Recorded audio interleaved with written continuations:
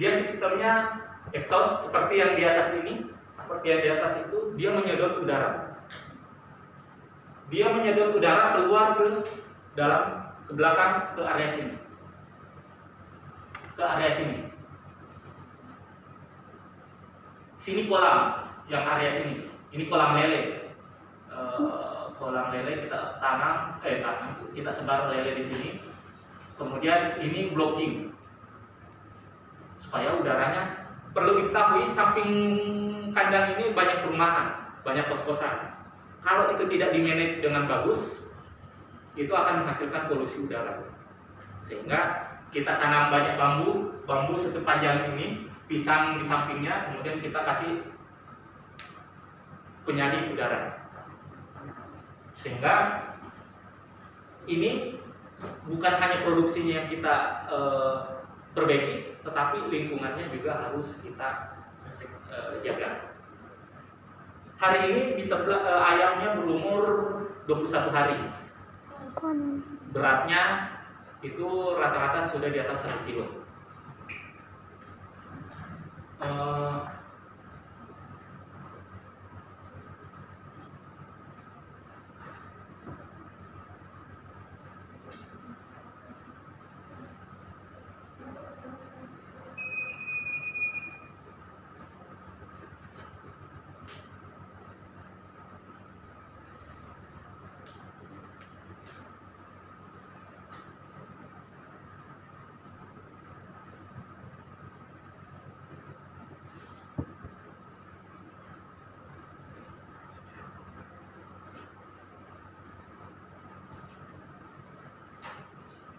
Ini kondisi pada saat masih anak ayam.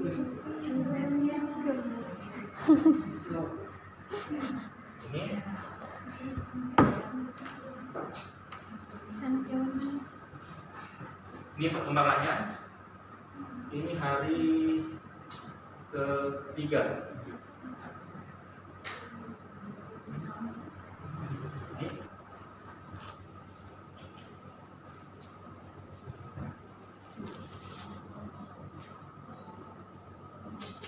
Ini perkembangan semakin lama, kelihatan ada tambahan bobotnya.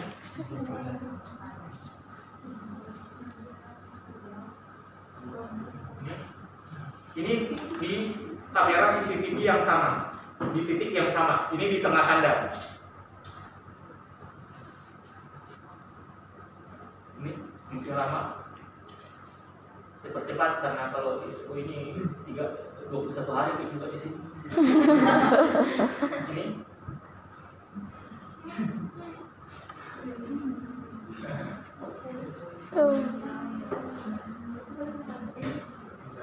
ini begitu proses perkembangannya. Begitu mulai dari DOC sampai adik-adik makan itu di KFC atau di mana, chicken atau di warung makan ayam.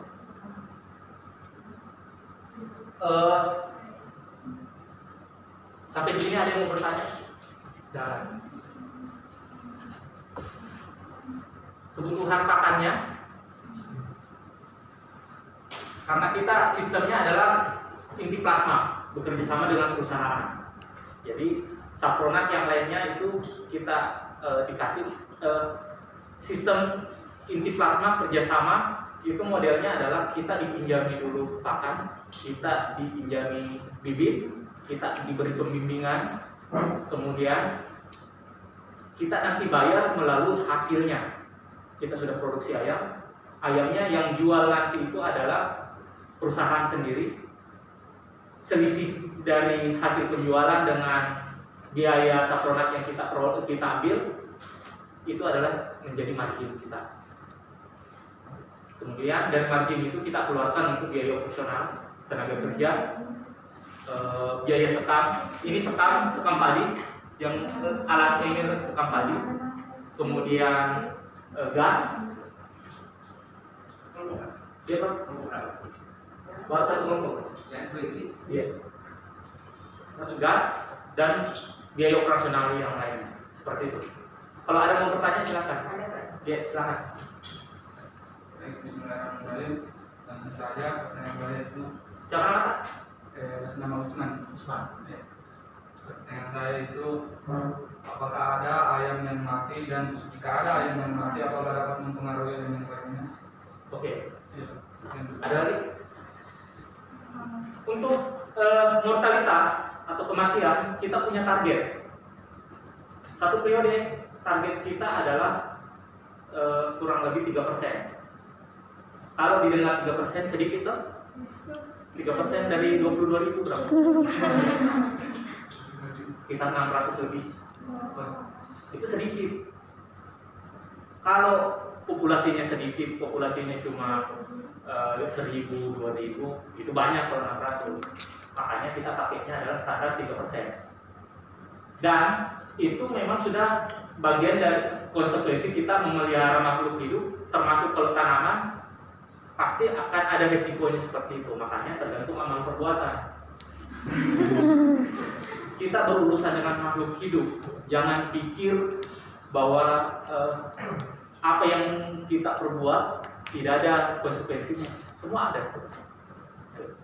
Saya bukan ustaz, tapi ya begitulah kejadian. Kalau ada orang Hindu atau orang Buddha di sini, itu istilahnya mereka itu karma. Kalau kita kan di Islam bukan karma. Semua itu ada akibatnya, ada konsekuensinya dari situ. Termasuk mengurus makhluk hidup, perbaiki amal perbuatan. Itu kunci. Jangan dipikir memelihara ayam atau memelihara tanaman, kemudian mau suka berbuat dosa. Ada kaitannya. Yakin dan pasti rasakan nanti. Jadi perbaiki. Kalau mau bagus hasilnya, ya perbaiki juga kelakuan kita seperti itu. Jadi yang mati fungsinya tadi orang ikan kolam ini, yang di belakang selama matinya normal, kan dari 22.000 itu kita tidak bisa lihat satu-satu yang mana sehat, yang mana sakit.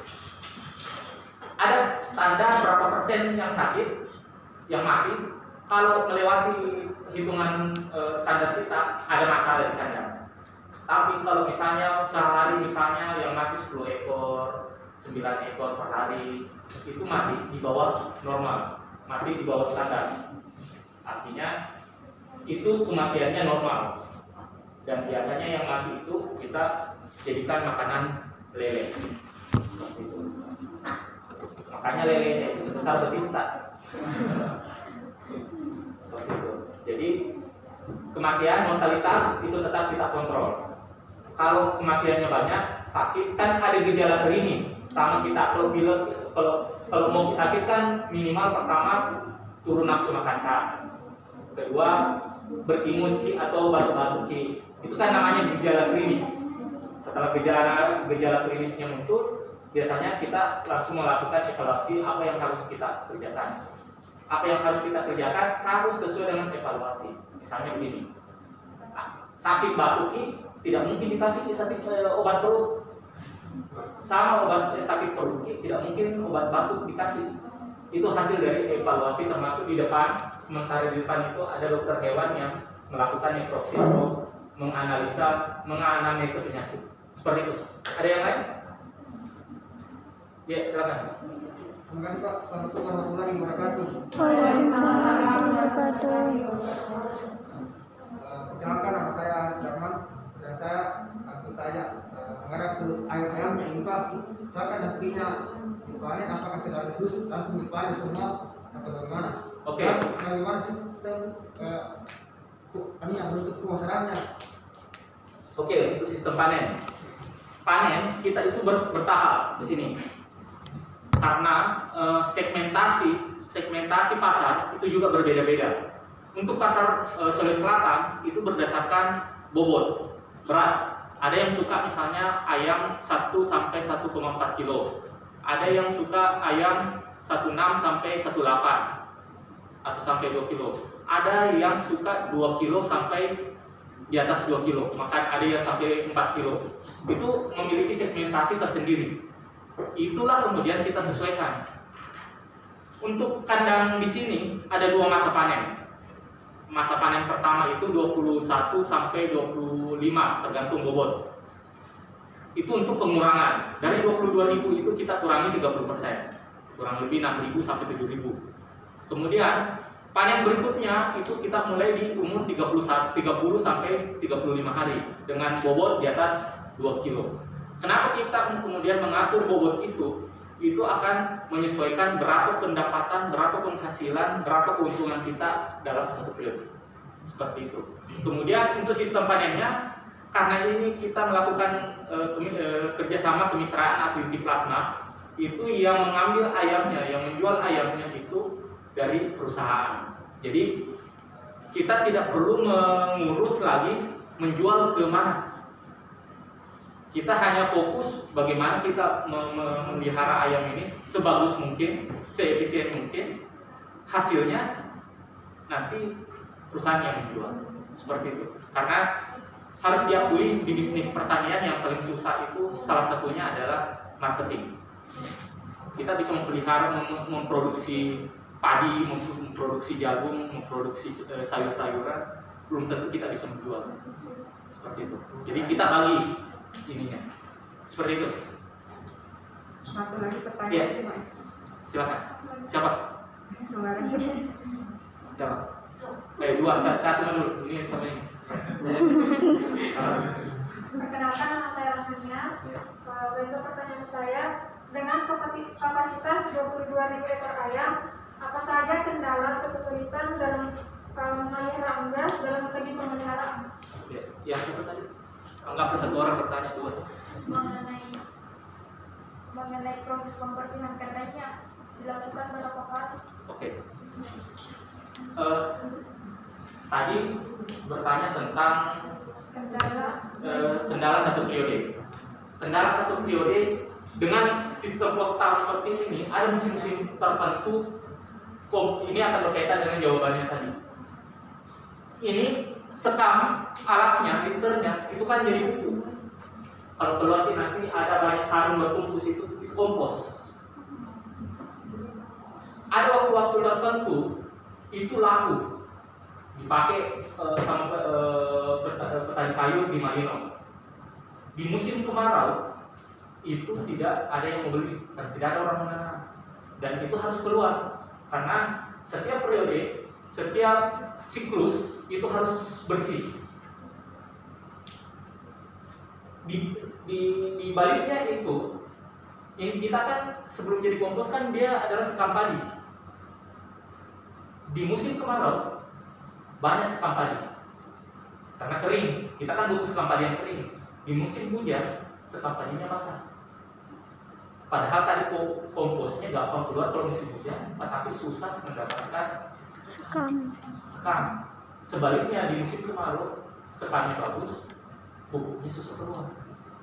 Nah, begitu. Kalau yang lainnya alhamdulillah bisa tertangani karena kan kayak misalnya penjualan itu lewat perusahaan, sapronak semuanya itu lewat perusahaan.